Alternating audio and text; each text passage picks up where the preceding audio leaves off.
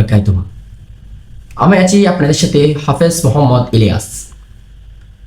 কিভাবে শুদ্ধভাবে এবং তাজবিদ সহকারে সহিভাবে কোরআন পড়া যায় তা নিয়ে আমি আপনাদের জন্য একটি বিশেষ কোর্স নিয়ে এসেছি। এটা আপনারা যা শিখবেন, মাখরাজ কি, আরবি হরফ কি এবং আরবি হরফ কোত্থেকে উচ্চারণ হয়, গুন্নাহ কি এবং গুন্না কাকে বলে, আরও বিশেষ কিছু রয়েছে। চলুন কথা না বাড়িয়ে শুরু করা যাক আজকের এই মূল বিষয়টি। হ্যাঁ, আপনারা যেহেতু তাজবিদ সহকারে এবং সহিভাবে কোরআন শিখবেন, তাহলে আপনাদের প্রথমে আরবি হরফ শিখতে হবে। আরবি হরফ মোট 29টি এবং ওই হরফগুলো কীভাবে উচ্চারণ হয় এবং কোত্থেকে উচ্চারণ হয় তা আজকে এই ভিডিওটির মাধ্যমে আপনাদেরকে শেখাবো। চলুন শুরু করা যাক। হ্যাঁ, আমি এর আগেই বলেছিলাম আরবি হরফ 29টি। এই 29টি হরফের মধ্যে দিয়ে প্রথম 4টি হরফ নিয়ে আজকে আমি আলোচনা করব। আপনারা সবাই মনোযোগ সহকারে দেখেন এবং শুনেন।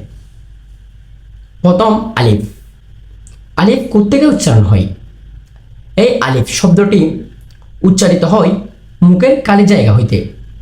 এই মুখের যে কালি জায়গা আছে ওইখান থেকে উচ্চারিত হয় আলিফ। আলিফ আলিফ আলিফ উচ্চারিত হয়। তারপরে রয়েছে বা। বা উচ্চারিত হয় দুই ঠোঁটের বেজা অংশ হইতে বা উচ্চারিত হয়। এই আমাদের যে দুই ঠোঁটের মাঝখানে যে বেজা অংশ রয়েছে ওইখান থেকে বা উচ্চারিত হয়। বিষয় এতটুকু পর্যন্ত।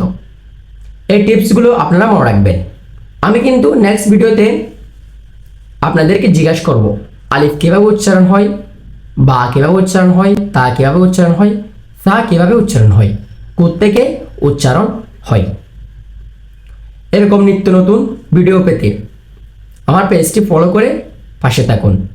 এবং আপনারা যদি চান অনলাইনের মাধ্যমে কোরআন শিখতে চান, সহি এবং তাজবিদ সহকারে শুদ্ধভাবে কোরআন শিখতে চান, তাহলে আমার স্ক্রিনে দেওয়া হোয়াটসঅ্যাপ নাম্বারে যোগাযোগ করুন।